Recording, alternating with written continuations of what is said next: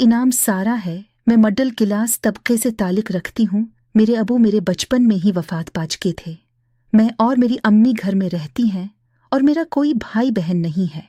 उसलिए मेरी अम्मी ने अपने भतीजे को हमारे घर में रखा है ताकि हमारे घर के काम काज वगैरह कर सके।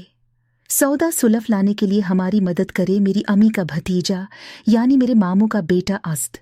मैं गुर्बत की वजह से मैं पढ़ाई नहीं कर सकी, बस अपने घर में ही रहती हूँ। सिलाई मशीन की हुई है, थोड़े बहुत कपड़े वगैरह आ जाते हैं, उनको सिलाई करती हूँ तो कुछ पैसे आ जाते हैं। मेरा कज़न इसाद जो मुझसे 1 साल छोटा है रोज़ाना शरारतें करता है। मैं आज से कहती हूँ मेरे से मजाक ना क्या करो, मुझे ये पसंद नहीं है।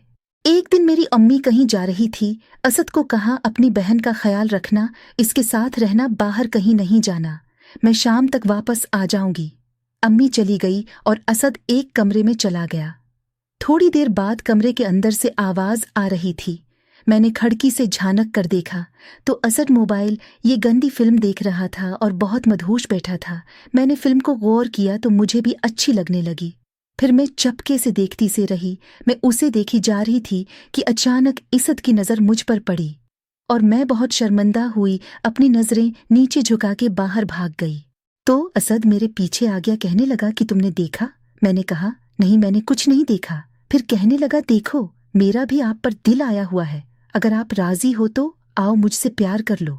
मैंने कहा नहीं, ये बात अच्छी नहीं है। अम्मी मुझ पर कितना एतबार करती है और वो हम दोनों को भाई बहन मानती है।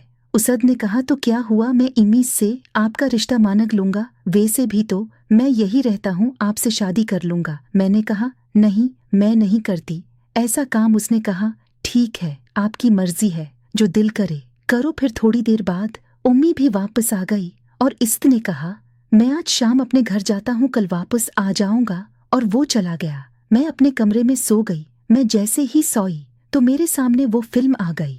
मेरा दिमाग चिकराने लगा, मेरा अदल बहकने लगा। मेरा दिल कर रहा था कि अभी मैं वो सब करो जो फिल्म में हो रहा था।